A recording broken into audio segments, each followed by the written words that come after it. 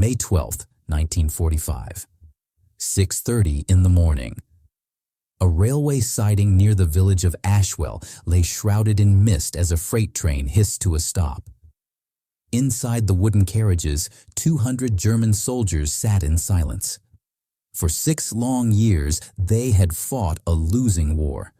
Now they were prisoners on foreign soil, exhausted, hungry, uncertain of what awaited them. Through the gaps in the slats, they glimpsed green fields stretching to the horizon, so different from the shattered cities and muddy trenches they'd left behind. The doors slid open. British guards motioned them out. One by one, the men stepped down onto English ground. What followed would echo for decades in ways none of them could have imagined. They expected shouting, maybe violence. But there was none. The guards simply formed them into lines and led them along a narrow country lane. The hedgerows bloomed with hawthorn. Birds sang. The air smelled of rain and earth. It felt impossibly peaceful. At the edge of Ashwell, farm workers paused their labor to watch. The prisoners braced for hatred. Yet no one spoke, no curses, no jeers, only the crunch of boots on gravel and the distant lowing of cattle. By 1945, Britain was home to hundreds of thousands of German and Italian prisoners of war. The camps were overcrowded and food was scarce. But the nation's farms were desperate for labor. Most young men were still overseas, and the Women's Land Army was stretched thin. So, the government made a controversial decision: send the prisoners to work the fields. Let enemy soldiers help feed the country they had once tried to destroy. In Ashwell, the men were housed in a requisitioned manor on the outskirts. Drafty, cold, but with roofs and beds. That first night they received soup and bread. It wasn't much, but more than many had eaten in weeks. Some of the older men wept quietly. The war was over. Now they only wanted to survive the peace. The next morning, local farmers came to collect their assigned workers. Among them was Thomas Whitley, a 62-year-old farmer with a bent back and calloused hands. He had lost a son at Dunkirk and a nephew in North Africa. When told he'd be given 4 German prisoners, he said nothing, just nodded and led them to his truck. The drive to his modest 100-acre farm took 15 silent minutes. His wife had died 2 years earlier. He now worked alone. When they arrived, Whitley pointed out the barn, the tools, and the field that needed plowing. One of the prisoners, Klaus Richter, thin, pale, hollow-eyed, stepped forward. In careful, broken English, he asked what work was needed. Whitley studied him, then simply said, "We'll start with the north field." Richter nodded. He'd grown up on a Bavarian farm. He knew the work. The other 3 were city men, clumsy with tools, but Richter guided them. By noon, 3 acres had been turned. Whitley watched from the gate, quietly impressed. When his daughter Margaret arrived with lunch, an 18-year-old who'd grown up hearing only of the enemy, she placed the basket down and walked away. But she had seen their faces, tired, young, human. Days became weeks. The prisoners worked from dawn to dusk. Whitley couldn't pay them, but he made sure they were fed. Sometimes Margaret brought extra bread. Sometimes Whitley shared tea with them during breaks. They spoke little, but gestures and effort bridged the silence. Slowly, suspicion faded into something simpler. Not quite trust, but understanding. In the village, opinions were divided. Some resented any kindness toward the enemy. Others saw reason. The work had to be done. And over time, the prisoners became familiar figures. Children waved. Farmers shared tea. Mrs. Patterson, a widow from the First War, brought them cake on Sundays. By summer, they worked across the region, harvesting, mending fences, tending livestock. Some had skills as engineers or medics and helped wherever they could. The lines between captor and captive blurred.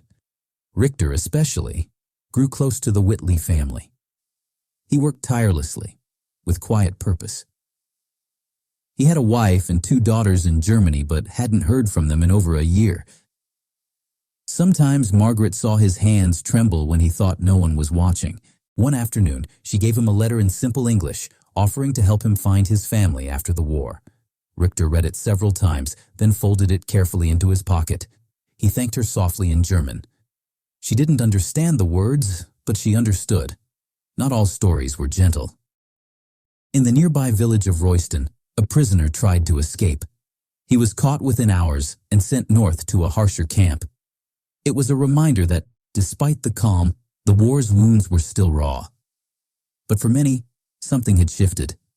They began to see not enemies, but men. Broken, weary, but human. By autumn, the war was over. Japan had surrendered, yet many prisoners remained in Britain, their homeland destroyed and divided. Repatriation was slow. Some had nowhere to return. Richter stayed on Whitley's farm. That year's harvest was the best in a decade. Whitley credited the extra hands, but it was more than that. Richter brought care and diligence to the land. Whitley began to rely on his judgment as much as his labor. Then, one cold November morning, a letter arrived. After months of uncertainty, news had reached Richter. His wife and daughters were alive. They had survived Munich's bombing and fled near the Austrian border. When Whitley found him weeping by the barn, he said nothing, just placed a hand on his shoulder and walked away. That Christmas, the prisoners were allowed to attend a small church service. Some villagers objected, but the vicar insisted. He spoke of forgiveness. Afterward, Margaret approached Richter outside. She handed him a knitted scarf, shyly saying he'd need it for the cold. Richter's eyes filled with tears. In halting English, he told her she had a kind heart, that the world needed more like her. Repatriation orders came in early 1946. The night before departure, Whitley invited Richter inside. They shared tea by the fire. Whitley spoke of his son lost at Dunkirk, of the hatred he'd once carried, and how meeting Richter had softened it. Richter spoke of his brother, killed on the Eastern Front. Both men grieved for what had been lost. The next morning, trucks arrived. Villagers gathered quietly. Mrs. Patterson pressed food into Richter's hands. Margaret stood beside her father, the scarf around her neck. Richter caught her eye and nodded. Then the trucks rolled away toward the station. He returned to a ruined Germany, but found his family. They rebuilt, slowly. He never forgot Ashwell. In time, he wrote to the Whitleys, a short letter of thanks. They exchanged several more over the years.